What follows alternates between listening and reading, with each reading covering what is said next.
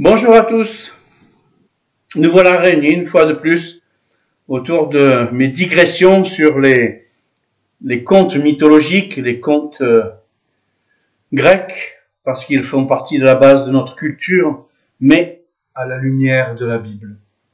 Et je voulais ce matin vous parler d'un nommé Égée, un roi Égée. Il est connu à cause de la mer Égée, il est connu à cause de diverses aventures, un peu comme le roi Arthur, elles finiront mal. Donc Égée est un roi d'Athènes qui a envoyé son fils Thésée combattre le Minotaure. Et ils avaient convenu d'un code au retour de celui-ci pour préparer le triomphe, que le bateau devrait arborer une voile blanche s'il y avait eu du succès, une voile noire si le fils avait péri dans le combat avec le Minotaure. Et le roi Égée guettait à la mer tous les jours, jusqu'au jour où le bateau revint, et pour une raison pas vraiment déterminée, il arborait une voile noire. Le père ne le supporte pas, se jette et se noie, il se suicide. Et c'est une erreur. Ainsi donc, il est mort sur un signe, un code. La Bible nous prévient de nous méfier de tous ces signes, de tous ces codes. Quand on lit la deuxième épître aux Thessaloniciens, au chapitre 2, on peut lire: En ce qui concerne le retour de notre Seigneur Jésus-Christ et notre rassemblement auprès de lui, nous vous le demandons, frères et sœurs, ne vous laissez pas facilement ébranler votre bon sens, ni troubler par une révélation, par une parole ou par une lettre qui semblerait venir de nous. Comme si le jour du Seigneur était là, que personne ne vous trompe d'aucune manière. En effet, il faut que l'apostasie arrive d'abord et qu'apparaisse l'homme de péché, fils de la perdition, l'adversaire qui s'élève contre tout ce qu'on appelle Dieu ou qu'on adore. Il va jusqu'à s'asseoir comme Dieu dans le temple de Dieu en se proclamant lui-même Dieu.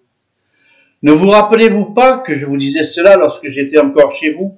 Et maintenant vous savez ce qui le retient, afin qu'il n'apparaisse que lorsque le moment sera venu pour lui. En effet, le mystère de l'impiété agit déjà. Il faut seulement que celui qui le retient encore ait disparu. Alors apparaîtra l'impie que le Seigneur Jésus détruira par le souffle de sa bouche et qu'il anéantira par la manifestation de son retour. La venue de cet impie se fera par la puissance de Satan, avec toutes sortes de miracles, de signes, de prodiges mensongers, et avec toutes les séductions de l'injustice, pour ceux qui périssent parce qu'ils n'ont pas accueilli l'amour de la vérité pour être sauvés. C'est pourquoi Dieu leur envoie une puissance d'égarement, pour qu'ils croient aux mensonges, afin que tous ceux qui n'ont pas cru à la vérité, mais ont pris plaisir à l'injustice, soient condamnés. Dans la balance de vos décisions aujourd'hui, si vous mettez dans un des plateaux « un jour je vais mourir » et dans l'autre plateau « en attendant tous les jours qui restent, je vais vivre », autant le faire bien. Je ne vais pas me laisser aveugler par des signes, la maladie, la mort. Je vois beaucoup de gens qui parlent des signes de la fin. Ils sont des guetteurs un peu comme le roi Égée en haut de sa colline, qui guettent à tout prix la nouvelle, le signe.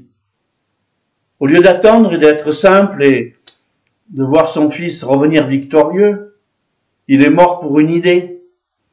Je pense à Brassens, qui chantait une chanson « Mourir pour des idées », d'accord, mais de mort lente. Ne nous pressons pas. Nous avons tant de choses à faire.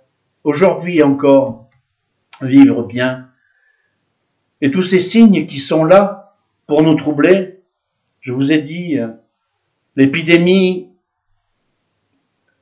la crise économique, la maladie, la mort, tant de choses peuvent être considérées comme des signes de la fin.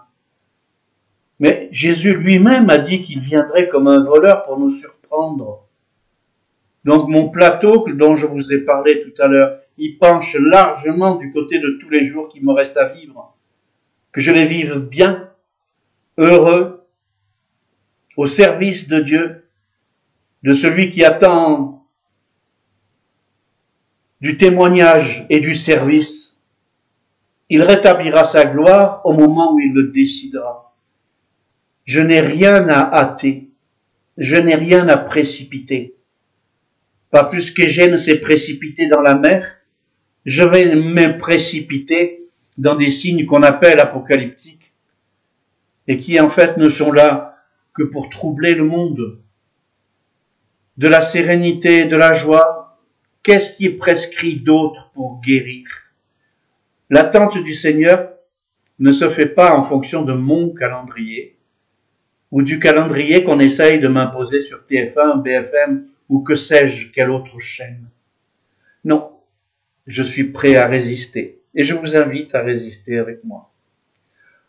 Bonne journée!